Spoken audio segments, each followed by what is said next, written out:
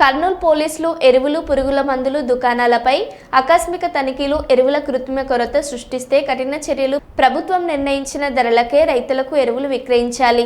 జిల్లా ఎస్పీ విక్రాంత్ పాటిల్ ఎరువుల కృత్రిమ కొరత సృష్టించే వారిని ఉపేక్షించబోమని, వారిపై చట్టపరమైన చర్యలు తీసుకుంటామని జిల్లా ఎస్పీ విక్రాంత్ పాటిల్ హెచ్చరించారు.